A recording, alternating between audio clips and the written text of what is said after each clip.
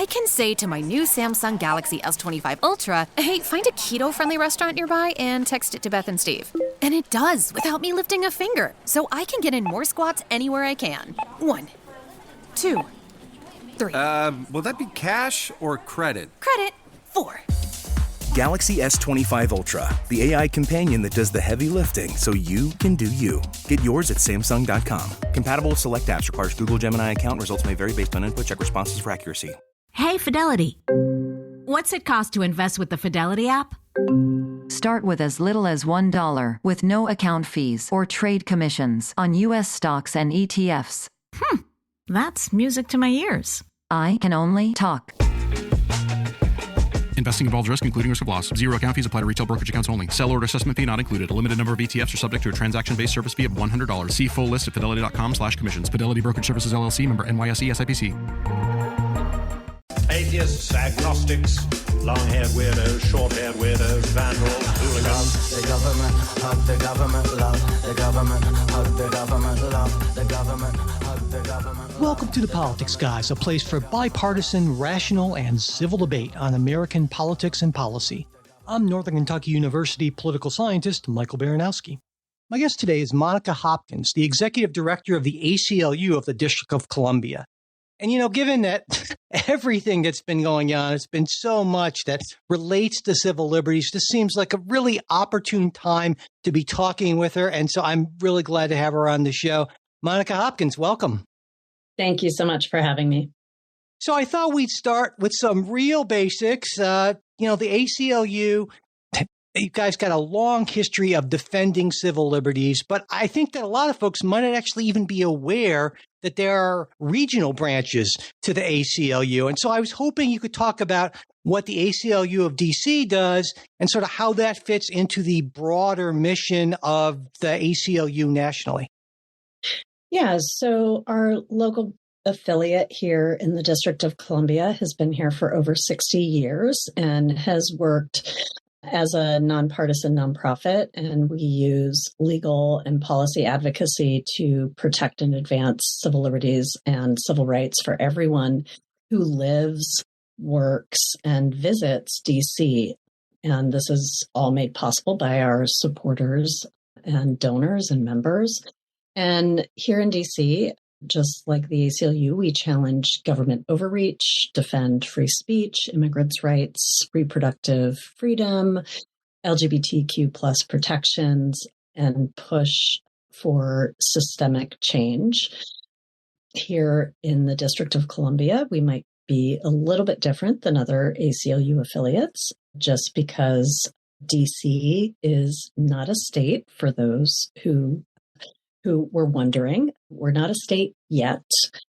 And so, we do have our own city government that operates and passes laws and our own budget, but we do have congressional oversight, which means we come into conflict with Congress sometimes, like we are now. Yeah, I would expect. And I want to touch on that a lot because I think there are some pretty significant issues about residents of D.C. and their representation or lack thereof. But before we get to that, I guess another sort of really fundamental thing, and I'm sure you've heard this a lot from conservatives saying, the ACLU, they say they're all about defending the Constitution, but come on, they're this progressive left sort of thing. And I don't care that they defended Donald Trump once or twice. A lot of people might not know that, but there it is. But so, when people say to you, well, the ACLU is just another one of these far left crazy organizations, what do you say to those folks?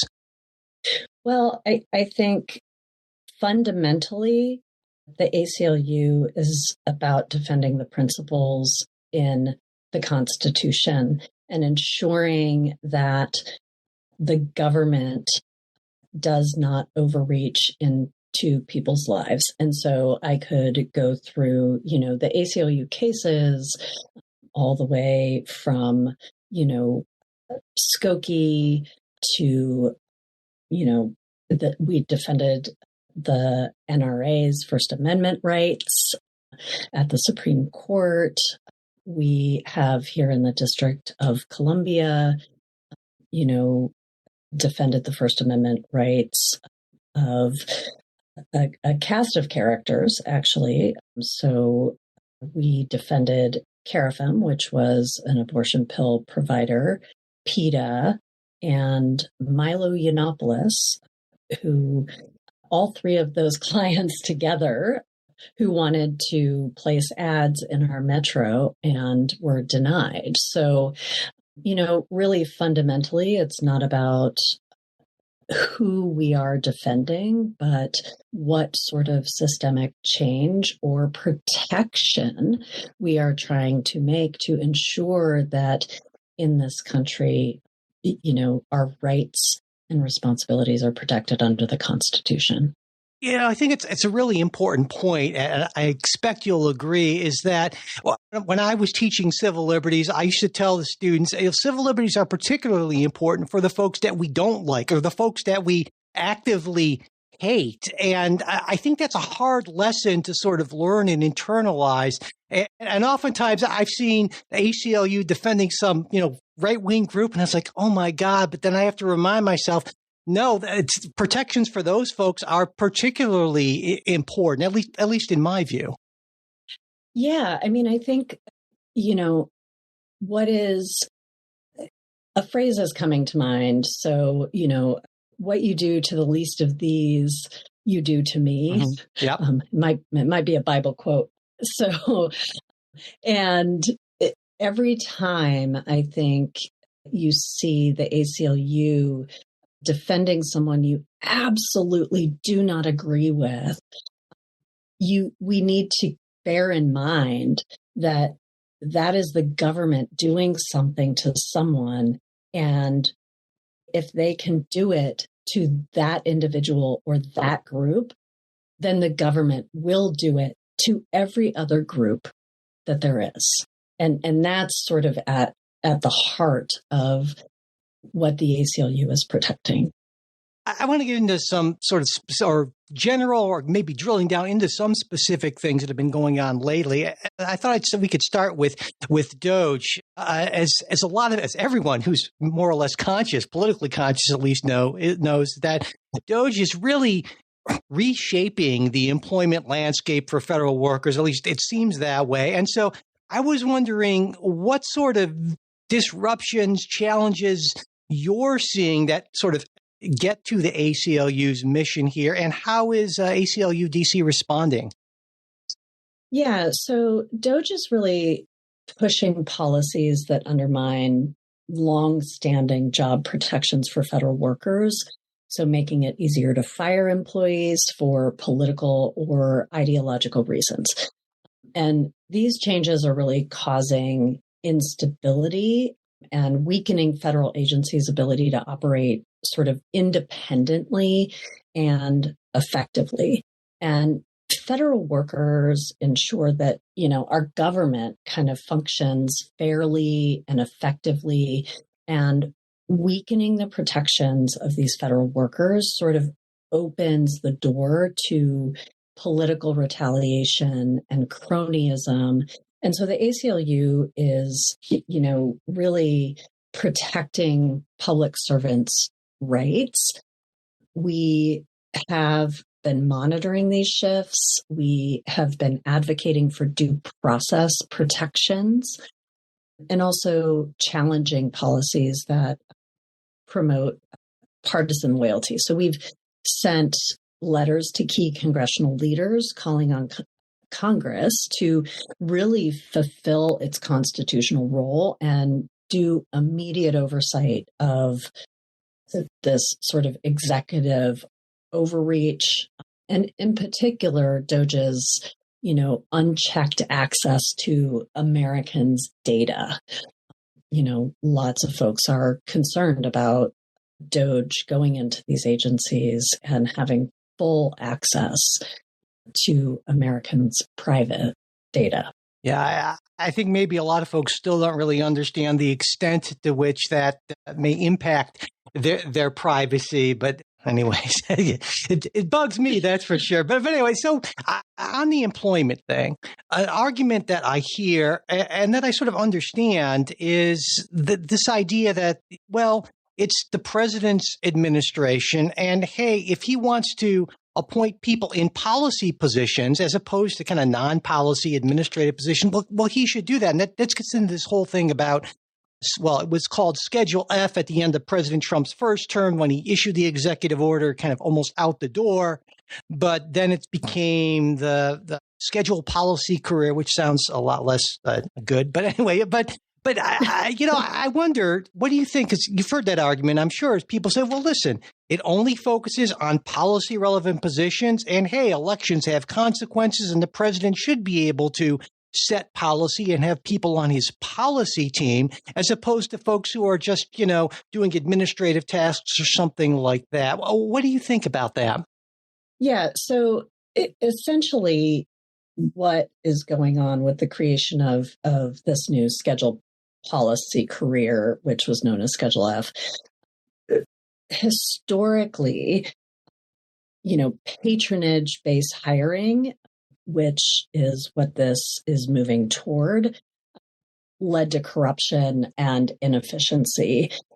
And Congress created a merit-based system in order to ensure there were government workers who were in our government that served the public and the Constitution, not political agendas.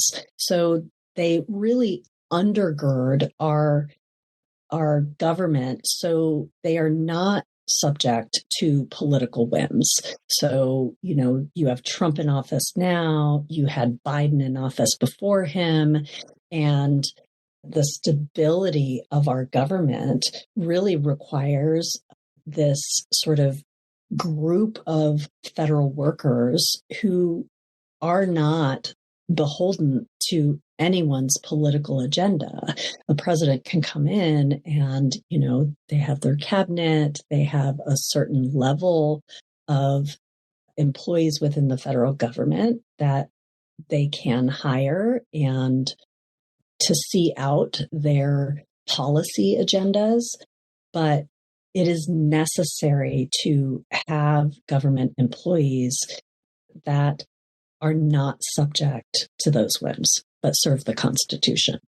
And I guess when you think about this, it occurs to me in combination with the Trump administration coming in and it seems to me an almost unprecedented move of firing a lot of inspectors general and government watchdogs who are supposed to watch over this sort of thing, that actually sort of intensifies this effect, I guess. At the heart of it, this executive order is about expanding Trump's power and firing federal workers based on their perceived disloyalty. And that undermines the rule of law and our constitutional values, because, firing inspector generals and other government workers who are not beholden to a president, but beholden to the Constitution, and placing federal workers within the government who are, loyal to a president means that president can operate unchecked. And, that is not how we have set up our system of government.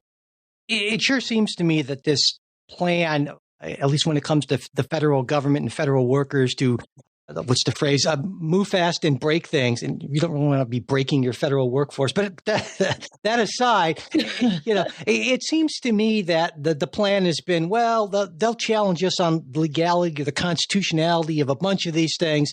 And some on the left are saying, well, the court system, the legal system is just simply overwhelmed. And so some of this stuff is going to slip through. My take has been that folks who are concerned about these civil liberties violations actually are doing, groups like the ACLU are doing a good job of holding the president to account. And it's just a matter of, well, these things take a while to work themselves through through the legal system. And so because you're right on the front lines of a lot of this stuff. Do you feel like the legal system is equipped to handle this? Yeah, I mean, I do. We sued the Trump administration, we'll call it Trump 1.0, over 432 times on a variety of issues.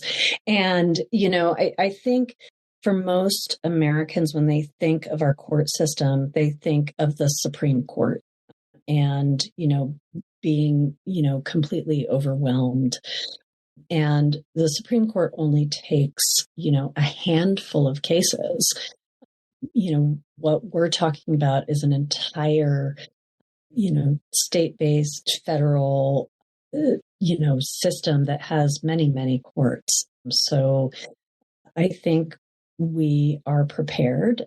The ACLU is, more than prepared. We've been more than prepared for 105 years to go into court and fight these fights on a variety of issues in federal courts across the country. Yeah, I think a lot of folks maybe don't appreciate how important the circuit courts are, because oftentimes they are the final word. And for federal cases, certainly the D.C. circuit has an elevated importance in these things where you guys are. Yeah. And, and here in D.C., folks to that point may have concerns about, federal funding. And here in D.C., it was a court here in D.C. that said that the Trump administration couldn't turn off the USAID funding and had to turn it back on, which did go up to the Supreme Court and is still in court. Well, let's move from the federal workforce to another huge issue, and that's immigration. Everyone knows that in Trump 2.0, there's been this renewed crackdown on undocumented immigrants. And I think the way a lot of Trump supporters at least see it is, hey, this isn't a problem, because if you enter the country illegally, you should be sent back. To, sort of, if you want to come here, follow the rules. This is just a fairness sort of thing. And so they don't have a problem with all of this that's going on. And I know you've encountered people who view the issue through this lens. And so what do you say to people who come to you from that perspective? Yeah, I mean, I think despite, fear-based sort of political messaging, most Americans see immigration as beneficial. And, most voters favor fair and humane approaches to manage these border challenges and also provide pathways to citizenship. So, in your example, people said, come through the borders, that is one of the things, the ACLU supports. We support common sense immigration solutions that modernize the system while upholding our nation's laws. So improving border processing, one of the things the Trump administration did actually the first day in office on Inauguration Day, they shut off the CPB app. So under the Biden administration, Biden said asylum seekers could only come through a certain set of entry points, ports of entry. It used to be someone who was fleeing another country for their own safety could just show up at the border and be processed for asylum. And the Biden administration said, nope, we're going to shut that down.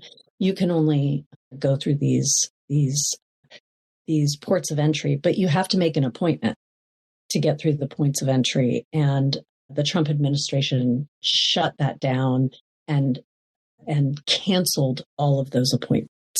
Now, when we're looking at, fair and common sense immigration solutions, that is not it. It also is, not a common sense and, fair and balanced immigration solution to deport longtime immigrant residents.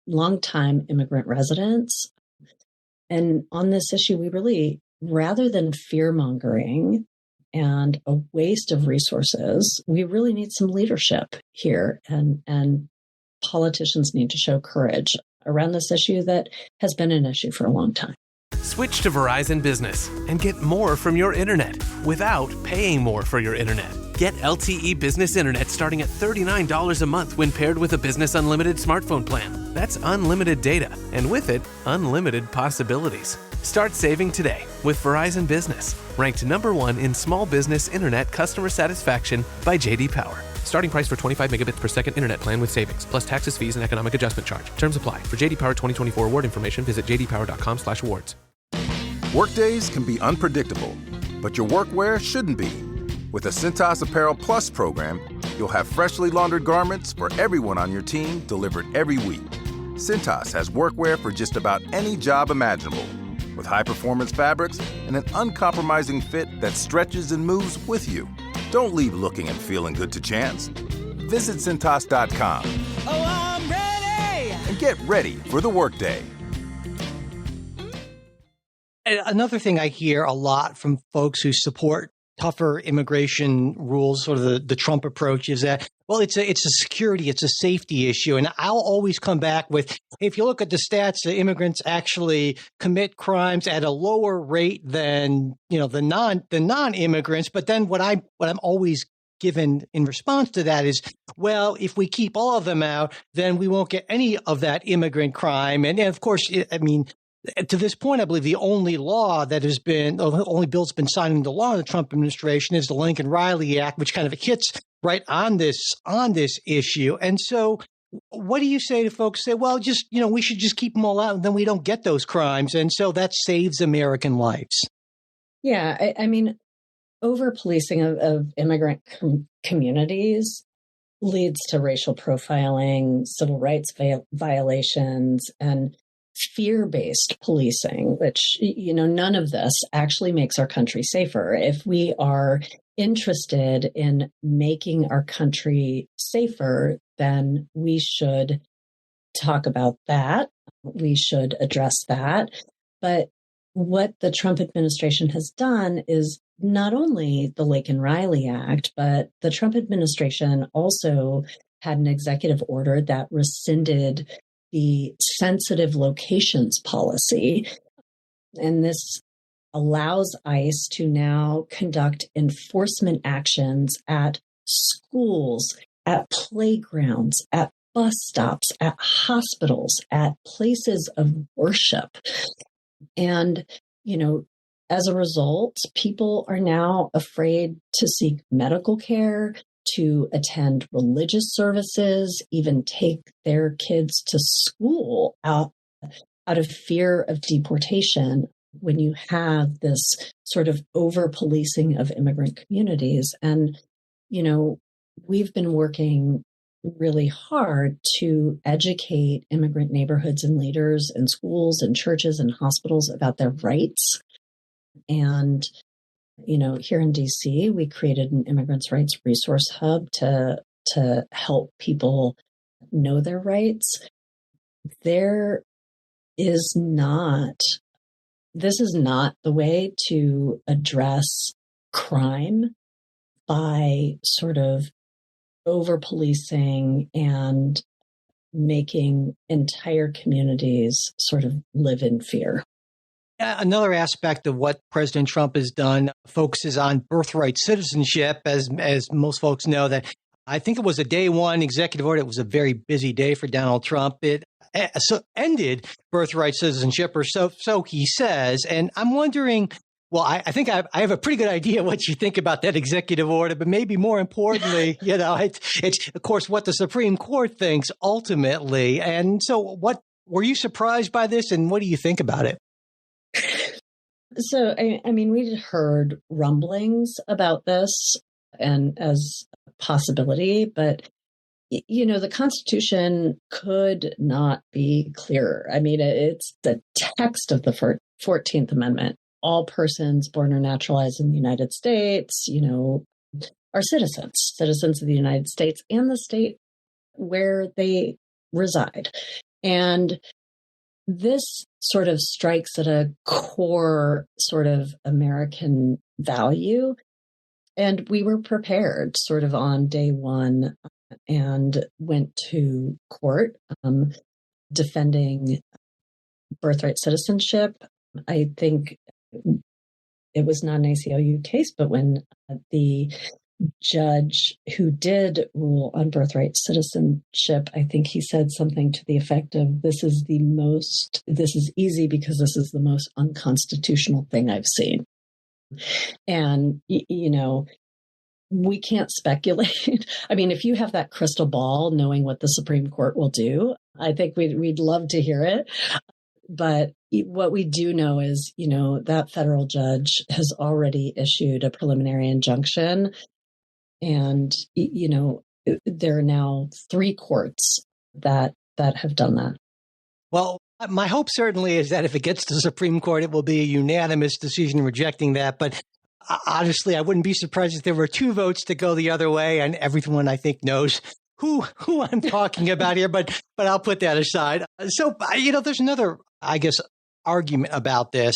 And some folks would say, well, okay, fine. Maybe they can't do it this way, but maybe we should think about ending birthright citizenship by amending the Constitution, because most countries don't have it. And certainly a lot of folks on the right say it incentivizes illegal immigration, because if you're a non-citizen, if you're a non-citizen and you're pregnant, if you can just get on U.S. soil and have your kid there, well, then that kid becomes a citizen.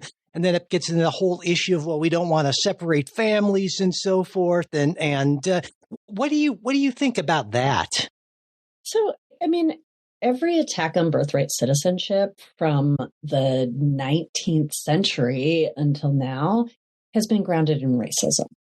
We have birthright citizenship in this country because we were solving for a problem in this country that, in the wake of the Civil War, we established that all persons born in the United States and subject to the jurisdiction are U.S. citizens, and we guarantee equal rights to all citizens and protection of the laws.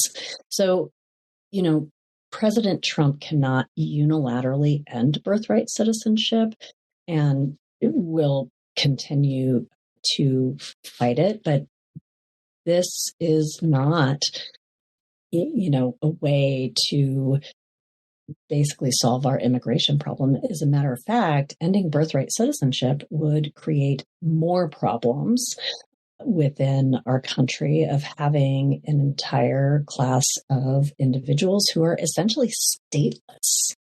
And so I think denying citizenship to a class of people who are born in the U.S. because of their parents' immigration status, really creates an enormous bureaucratic strain, delays, costs, confusion, but is fundamentally runs counter to our American values and principles. Another immigration-related issue has to do with sanctuary cities. And maybe you can, I know you're well aware of this. Can you talk a little bit about what sanctuary cities are and why the Trump administration is so upset with them, to say the least? And I guess most importantly, maybe what the ACLU stands on this and what your organization is trying to do here. Yeah, sanctuary cities are cities that refuse to ask about individuals' immigration status in law enforcement, in services, that they protect confidential records. And they also decline to detain immigrants for ICE without a judge's warrant. And they refuse to participate in what are known as 287G programs.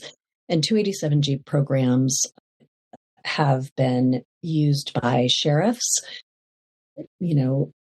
and there's a history there. People may remember Sheriff Arpaio, but they have caused civil rights violations. And what a 287G program is it creates a partnership between ICE and local law enforcement that essentially turns local law enforcement into ICE agents and targets immigrant communities.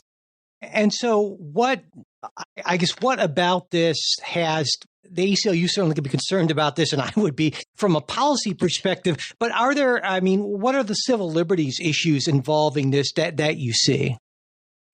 Yeah, I think that first and foremost, if you look at the 287G program, this turning of local law enforcement agents into ICE agents, local law enforcement is there to protect and serve their communities. And their focus is that they're not there to enforce immigration law. And so by turning local law enforcement into ICE agents, you have this over-policing, you have racial profiling going on in communities, and you have growing distrust of local law enforcement. And that trust is essential in communities to be able to actually, fight crime, to be able to address community issues.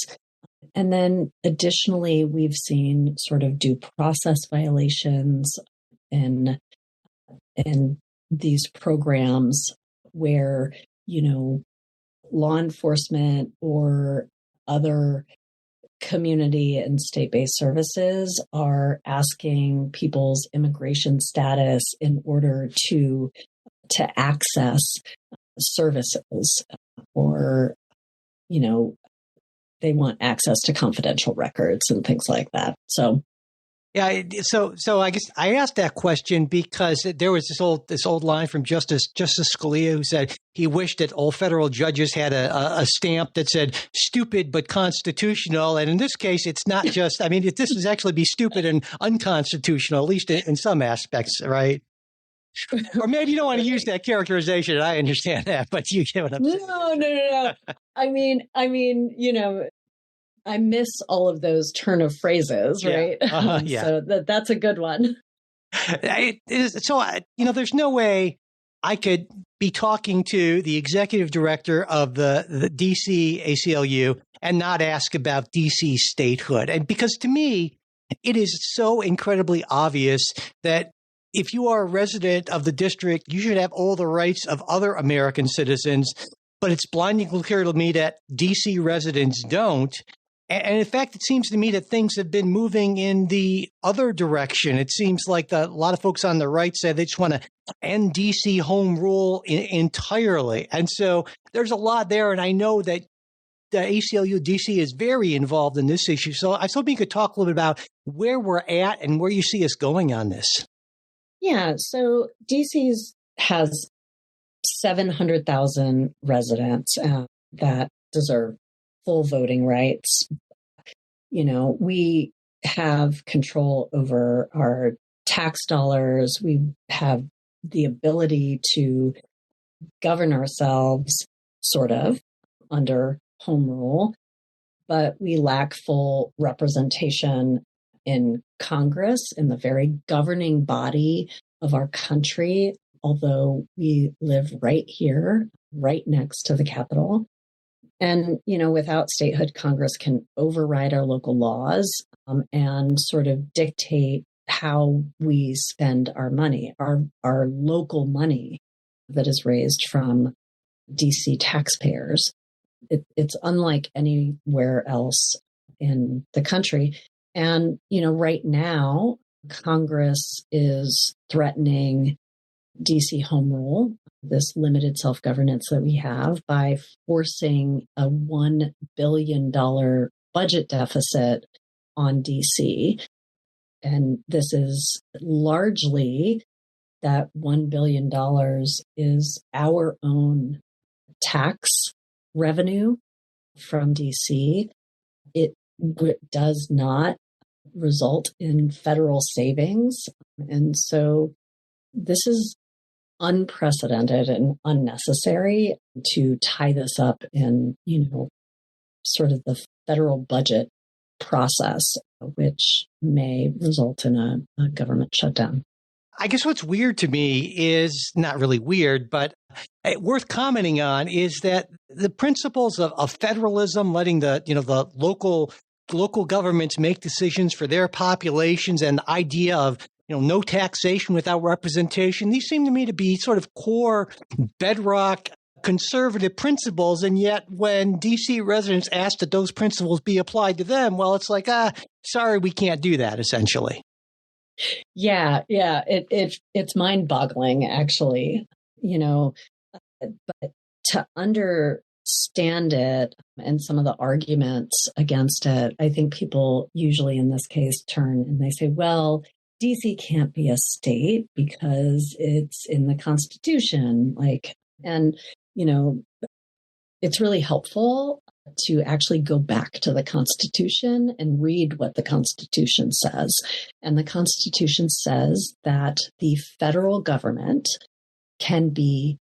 no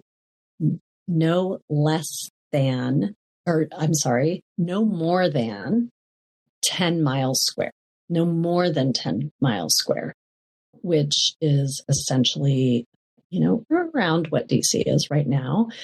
And so DC can be a state because we can shrink the footprint of the federal government to include the Congress, to include the National Mall, to include all of the monuments that are here in the White House, shrinking that footprint of what is now DC to those federal spaces, and the area around it would become Washington Douglas Commonwealth, could become a state. And that is actually the DC Admissions Act, our bill to make DC a state. That is what we are pushing for. And it is actually constitutionally sound. And, fundamentally, why we are this American democracy is because we believe in a representative government and it does go back to those states' rights. So those two principles, federalism and representative government, 700,000 people do not have that in this country. Well, you would think shrink the federal government. Literally, that would be, my gosh, a conservative dream. Right? But of course, we all know that the reason why none of this is happening is because if the DC residents end up getting representation in Congress, that representation almost certainly advantages the political left, the Democratic Party, and that's not okay, though it's okay to have a Senate that overrepresents Anyway, a whole other issue, but we know what's going on here. Yeah. Well, and I really am glad you brought up that point.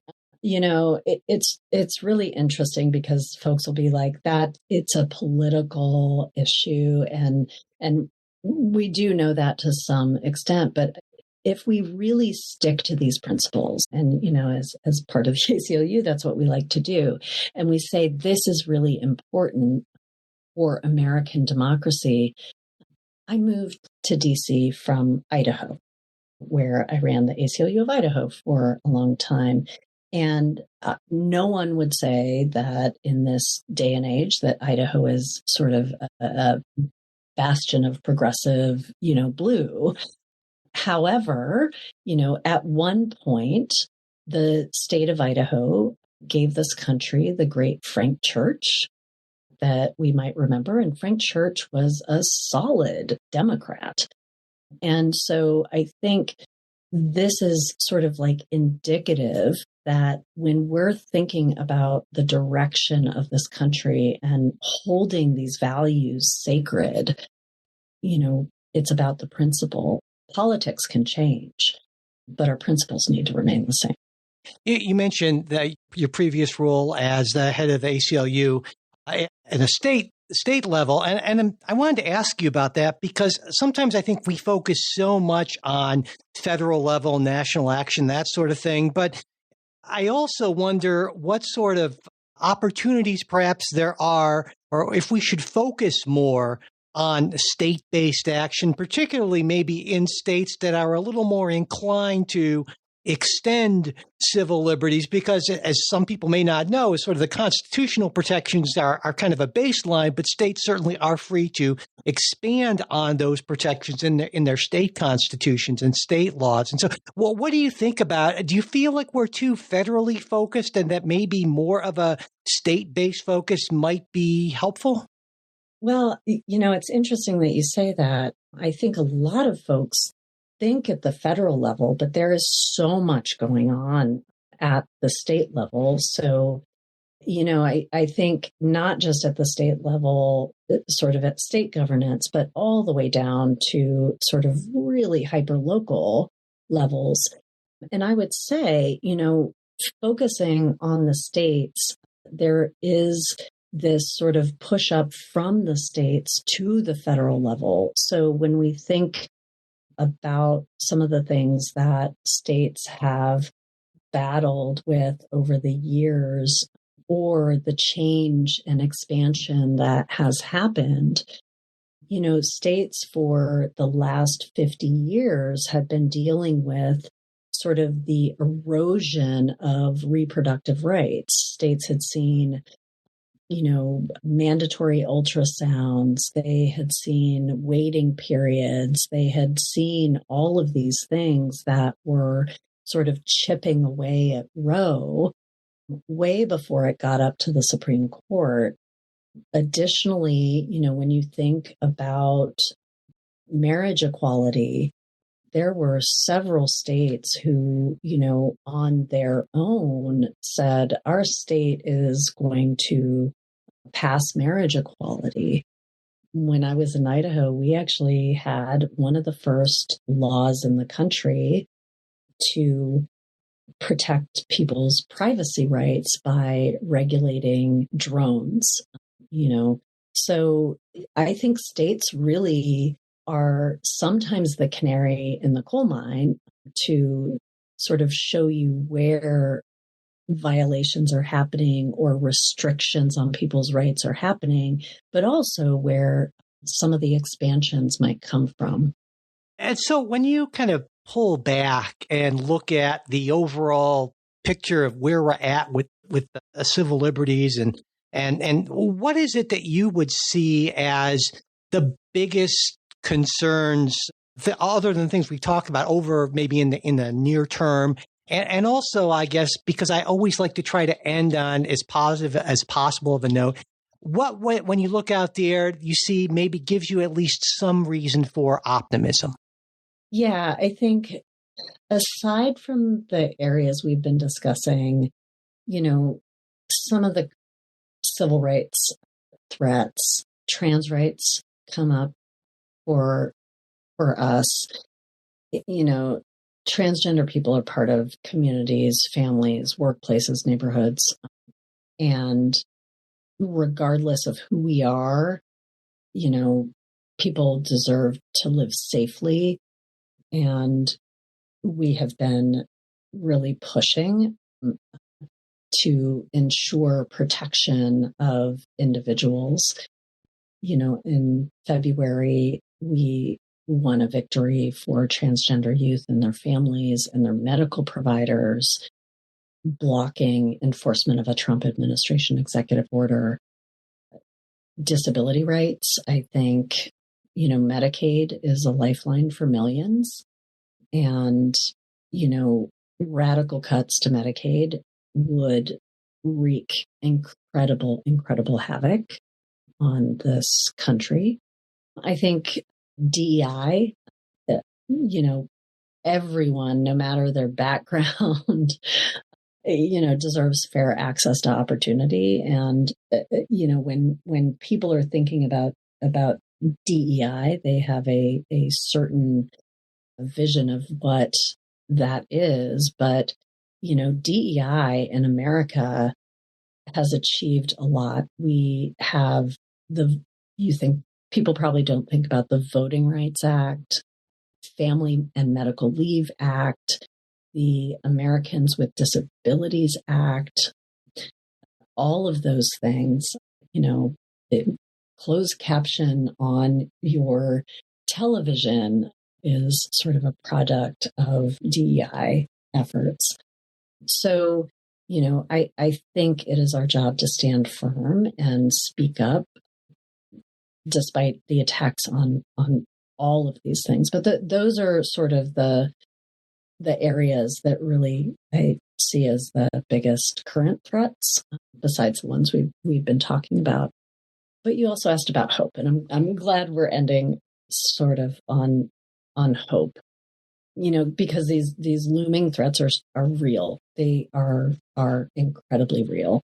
But so is our power and our resilience. The ACLU is prepared to protect and push back, but I really sort of gained strength from the transformative work of our communities and people showing up and showing up at town halls, holding their government officials accountable, ensuring that we continue to have justice and freedom. And I think of what Ben Franklin supposedly said to someone coming out of the Constitutional Congress when they said, "What did you decide? What do we have?" And he said, "We have a republic if you can keep it." And I think we're going to keep it. Well, that seems like a very hopeful note to close on. So we'll do that. Monica Hopkins, thank you so much for taking the time to talk with me today. Thank you so much for having me. Thanks for listening to this Politics Guys interview. If you're not already a supporter of the show, I hope you'll consider becoming one, because without our supporters, we wouldn't be able to do this. And when you become a supporter, you get not just that warm, fuzzy feeling, knowing that you're supporting a good cause. I like to think we're a good cause, but you also get stuff like ad-free versions of everything we put out. You get our supporter exclusive midweek show, the full length of that, not just the preview. And you also get to be part of our Discord group if you want. And there's always some interesting conversations going on there. At the $10 a month level or more, you get to actually be part of the episodes Jay and I do, if that's something you're interested in. So there's a lot of stuff is what I am saying. And I hope you'll consider checking it out. And to do that, just go to patreon.com/politicsguys. If you want to support us on Venmo, we're at Politics Guys. You can also support the show through PayPal. And all of our support links are always in the show notes, as well as at politicsguys.com/support. And as always, I want to close with a very special thank you to our wonderful executive producers, Bruce Johnson, Wilma Moreno, Daniel Toe, Ryan Beasley, and Don Oglesby.